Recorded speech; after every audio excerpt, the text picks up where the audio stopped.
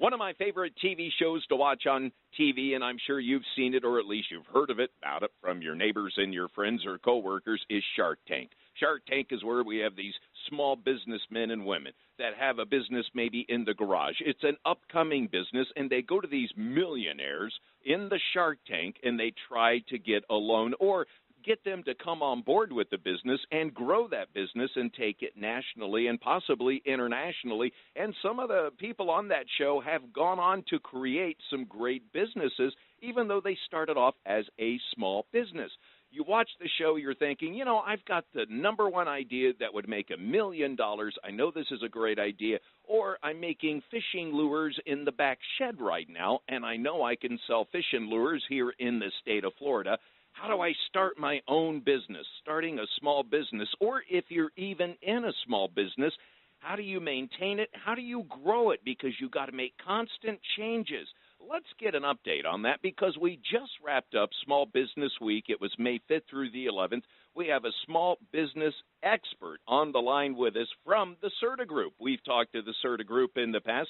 Richard Whitworth is with us this morning, Managing Director, Business Consulting, CERTA Financial Group. Good morning, Richard. How are you, sir? Do you like Shark Tank? Or are you like me? You watch that and think, I wouldn't invest a dime in that? Or this guy's getting a raw deal from, who again? Well, good morning, Jeff, and good morning to all of your listeners. Yes, I am an avid fan of Shark Tank, and more importantly just the idea of small business owners being the lifeblood and engine of the United States economy.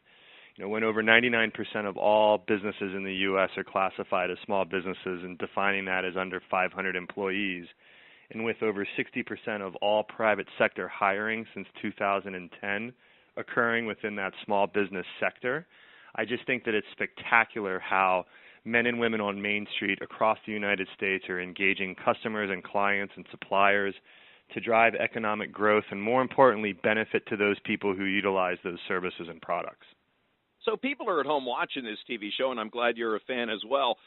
People are watching it, and they've got that idea in their head, or they're, like I said, already making fishing lures in the back shed, or they're making a widget or a gadget or something that really no one else is doing in the local market. Where do they start if, they're not going to get on Shark Tank? Let's be real. It's, obviously it's really tough to get on that show, but you've got the idea. You've already got some customers, and you've got that business, started. Where do you go from there? Sure, and that's a great question, Jeff. And I think that when we think about how small business owners both get off the ground as well as continue to drive growth over a sustainable long term, it starts with a really good business plan. And the concept of reverse engineering from where you'd like your business to be 1, 3, and 5 years in the future, and then taking that strategic lens and then backloading it to what are the tactics that I'm going to need to be able to achieve those milestones and then therefore those growth hurdles associated with those milestones. Personally, I'm not a big believer in anything from a strategic planning standpoint longer than 7 years or so, just because there's so many fluctuations and variables that come into play over that long term. Yes, you need to have a vision for that 7 to 10 years. Where do I want to take my company? But let's get down to brass tacks and say that if I know that I'm at X percentage of growth right now, and I want to get to X plus percentage of growth in 12 or 24 months, that starts both with the vision and then the tactics on a day-to-day or on a time period basis that I'm going to be able to track and metric that I'm going to be able to get to where I want to go or course correct because of those financial metrics that I've been working on so that I know that I'm marching towards whatever that goal is in the future. Well, Richard, it takes capital to make capital, and let's say we've got somebody who has a small business at home and they're ready to take that next step. What is the next step? Do we hire a business consultant? Do we hire a lawyer? And how the heck do we get a loan to even raise the capital?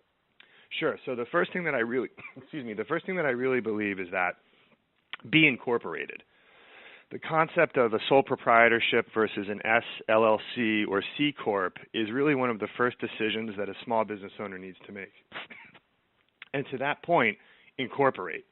The firewall that can be put in place between the professional and the personal by virtue of the incorporation process sets up a safety net for the small business owner. Don't be a sole proprietorship. For a small nominal fee, either online or with a local attorney, you can be set up as an actual corporation. There are both tax advantages to the different incorporated structures as well as legal advantages of those different structures. Now, you have to speak with your local tax professional or attorney based upon the where you're going to incorporate and the state in which both the business and you are domiciled, but be incorporated first and foremost. It's the easiest way to position yourself as an actual business for a nominal fee. From there, from a capital standpoint, it really is very dependent upon the industry or the sector that you're trying to operate in. Obviously, if you're in more of a manufacturing capacity and trying to come up with that new widget that you're going to create that's going to revolutionize our economy, that's going to take an additional level of capital versus if you were going to start a professional services business, for instance, such as our financial advisors at Cetera Financial Group do on a daily basis, being those quote-unquote Main Street investors and Main Street advisors who are operating in all the local marketplaces. So the capital is very dependent upon, or the capital needs is very dependent upon the industry or what you're trying to produce, be it a good or a service. The ability to capture capital and actually go and get it can come from a variety of different sources, be that the Small Business Association, be that going and getting a private investors and potentially starting a limited partnership or some sort of corporate venture that's going to provide that seed money. But I always think it goes back to that business plan. If I'm trying to create that widget, there's obviously some sunk manufacturing costs that I'm going to have from an investable asset standpoint. If I'm going into a professional services environment or an industry, I may not have all of those capital requirements, but I may have other operational costs more so than a manufacturing side. For instance, it could be in my marketing or in my human capital, because ultimately in either be it manufacturing or service, there's going to be additional headcount that's going to be required to drive that growth forward. Well, I think one of the mistakes I think a lot of people make, at least from what I've seen on Shark Tank, you're talking about operational costs, is you're making that widget and you don't really think about or consider the cost of manufacturing. Mm-hmm. And a lot of these people come to the table with a great idea and a great product, and they want to hire Americans, which is admirable, and I applaud that. But they're sad to hear that we can make it for half that in China and then have it shipped over. And I think part of operational cost is manufacturing is, where are we going to make the product that's going to make us a profit? Definitely, Jeff, and I couldn't agree more. And when you think about sort of what are those manufacturing costs or what are those embedded costs to bring the product to market, that operational and that human capital cost has to be one of the biggest considerations. And you brought up a really good point, because sort of understanding what the total cost of that good or service is one of, I think, the best things that a small business owner can do. The idea of knowing what your clients contribute to the bottom line to make sure that the service model or the manufacturing model both aligns to the needs of the client as well as can exceed the expectations. For instance, if a financial advisor that we work with goes through a process of segmenting their book into A, B, C, and D level clients because of the revenue that client generates, that's only one lens through which to look at the client. It's great to look at someone from a gross revenue standpoint, but you have to look at someone from a net contribution standpoint. Take into account all of those manufacturing or servicing costs so that you understand, am I applying my precious resources, be it time, talent, or treasure, to be able to achieve that growth objective? Know what the bottom line is and what that contribution of that client is going to be it the first widget or financial services product that they purchase, or the ongoing advice that someone were to provide in more of a professional services environment. We're on the air with Richard Whitworth. He's a managing director and a great business consultant with the CERTA Group, their website, www.CERTA.com. Or it's Cetera. I'm sorry, I'm saying that wrong, aren't I, Richard? That's it. It's Cetera. It's sometimes it could be et cetera, but it is Cetera is how we pronounce it within our company. All right, Cetera. I know, because I've talked to you folks so many times, I should know that by now. I feel like a dummy. So it's Cetera.com, Cetera. Richard, one thing that a lot of small businesses start looking at is when it comes to growth, franchising. And you look at Colonel Sanders, Ray Kroc. Both of these guys took an original, well, Ray Kroc stole his if you saw the movie starring Michael Keaton, but they took an original idea and then went around basically knocking on doors and selling the idea of that product, the equipment to make the product, and how to sell that product and the branding. Franchising may sound like a good idea to a lot of small businesses, but it's not really cut out for everybody, is it? You know, it's great that you bring that up, Jeff, because the concept of franchise ownership is really wonderful, because I'm a big believer in the phrase, why create mediocrity when you can copy genius? And you think about this person who's opening up the laundromat franchise or the McDonald's, or really regardless of whatever industry it is, and you're taking a template that's proven and true, but applying it more so to a local marketplace. So you're able to balance both what the vision of the firm is with how you can customize it for what you need as the business owner. The great part about franchises is you also get the opportunity to tap into the marketing power of the umbrella or of the holding corporation. And ultimately, what all small business owners should have an eye on when you think about that 1, 3, 5, 10, even 15, 20-year trajectory is how am I going to monetize that investment when it comes time to retire? The goal of all growth should be driving equity or enterprise value for your business, which at some point you're going to be able to extract as you go through a retirement, or as we call it, an exit planning process. The vast majority of small business owners, the eventual sale of their business will be the largest component of their personal retirement as they go through those life stages. So that growth is great because we always want to grow. But with the ultimate prize of being able to drive that enterprise or equity value, because that becomes the retirement income for the business owner. And as important, it sets the stage for the legacy of the business owner as the business continues to thrive and evolve once that first generation of ownership takes the exit path and passes it on to the G2 or next-gen owner of the franchise or of the small independent business, regardless of industry.